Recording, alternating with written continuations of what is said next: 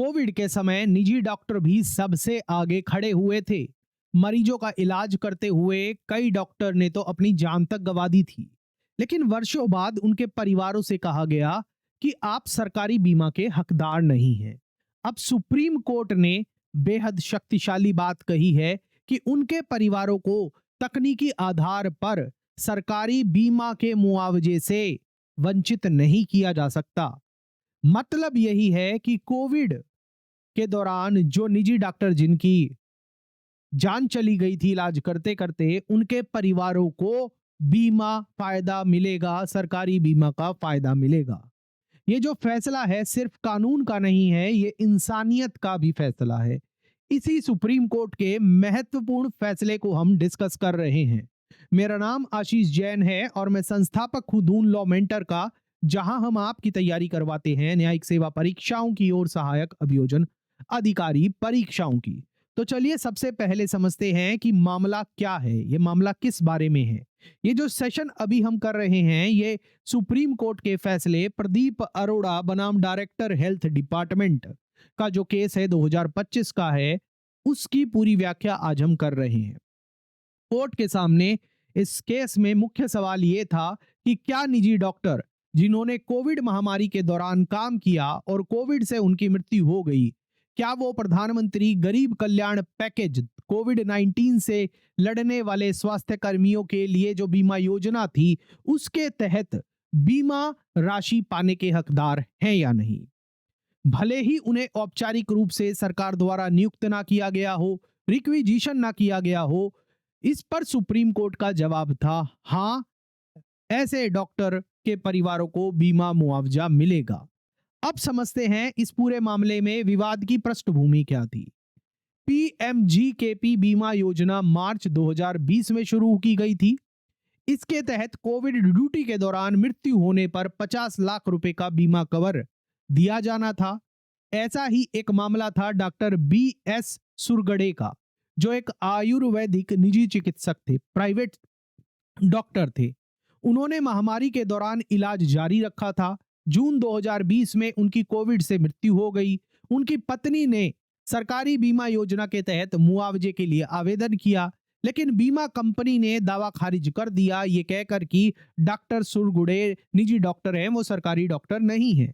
उन्हें सरकार द्वारा औपचारिक रूप से रिक्विजिशन नहीं किया गया था। मतलब सरकार के द्वारा उनको ये नहीं बोला गया था कि तुम कोविड के दौरान लोगों का इलाज करो, औपचारिक रूप से नहीं बोला गया था।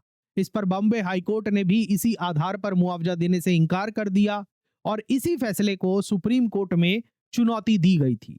सुप्रीम कोर्ट के सामने इस मामले के अंदर जो मेन सवाल था, मुख्य सवाल था, वो ये था कि क्या डॉक्टरों की रिक्विजिशन के लिए औपचारिक नियुक्ति पत्र सरकार का आवश्यक है क्या, या फिर आपातकालीन कानूनों और सरकारी आदेशों से रिक्विजिशन को अनुमानित किया जा सकता है। हम प्रिज्यूम कर सकते हैं क्या कि सरकार ने इन प्राइवेट डॉक्टरों को भी बोला था कि आप कोविड के दौरान इलाज करिए। यह सवाल सैकड़ों डॉक्टरों परिवारों के भविष्य से जुड़ा हुआ था।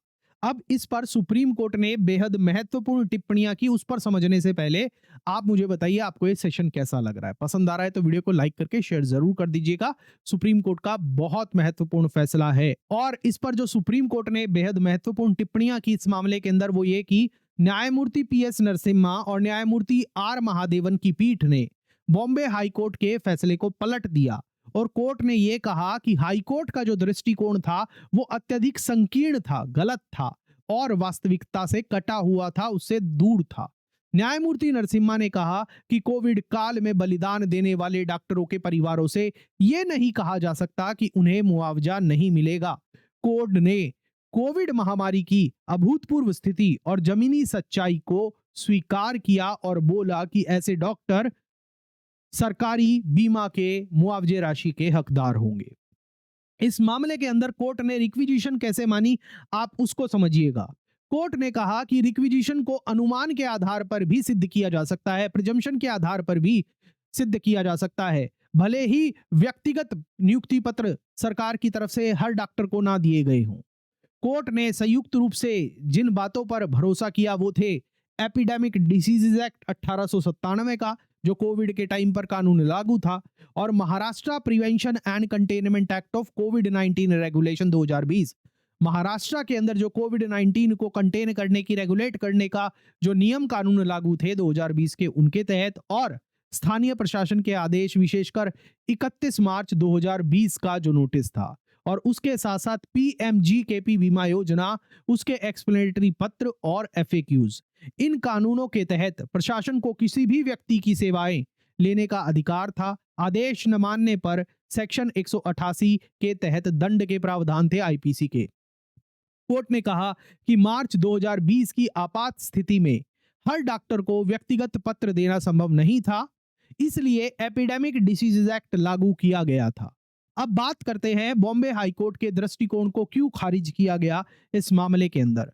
सुप्रीम कोर्ट ने हाईकोर्ट द्वारा बनाई गई विभाजन रेखा को अस्वीकार कर दिया कि जो रिक्विजिशन डॉक्टर हैं वो अलग है, कि मतलब सरकार ने जिनको ऑफिशियल लेटर देके बोला है कि आप काम करिए वो अलग है, और केवल क्लिनिक बंद न करने को कहा गया डॉक्टर जो है वो अलग है, कि मतलब बाकी जो डॉक्टर्स थे, प्राइवेट डॉक्टर थे, सबको ये बोल दिया था कि कोई डॉक्टर अपना क्लिनिक बंद नहीं करेगा, तो ये बिल्कुल अलग है। कोर्ट ने कहा कि ये अंतर कृत्रिम है, मतलब आर्टिफिशियल है और अव्यवहारिक भी है। कोर्ट ने कहा कि ऐसी स्थिति ऐसी थी कि डॉक्टरों की सेवाएं लेने में कोई कसर नहीं छोड़ी गई थी।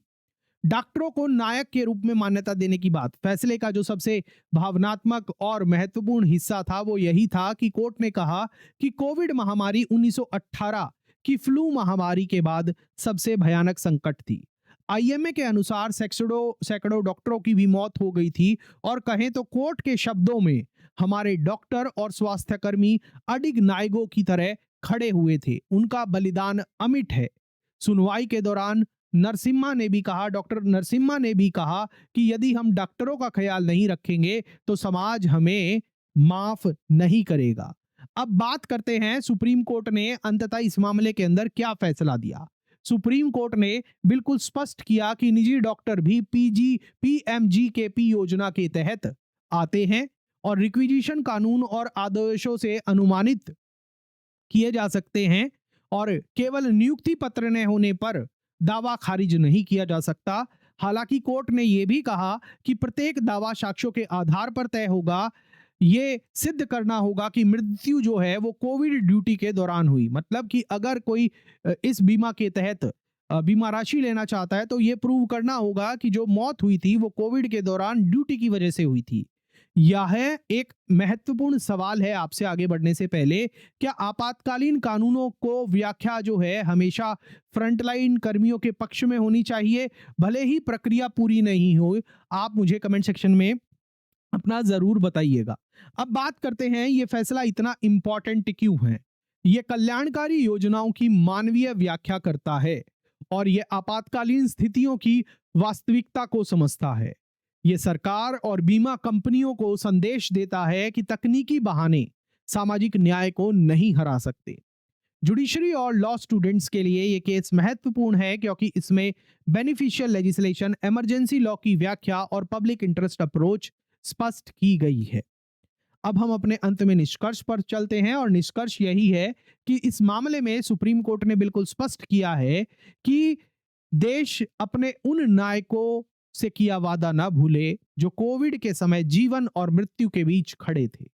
जब देश को डॉक्टरों की सबसे ज्यादा जरूरत थी तो डॉक्टर आगे आए। अब कानून उनके परिवारों के साथ खड़ा है। अब बात करते हैं अंत में, एक छोटा सा रिक्वेस्ट है आपसे, सेशन खत्म हो गया है। वीडियो पसंद आया है तो लाइक करिएगा, शेयर करिएगा, सब्सक्राइब करिएगा।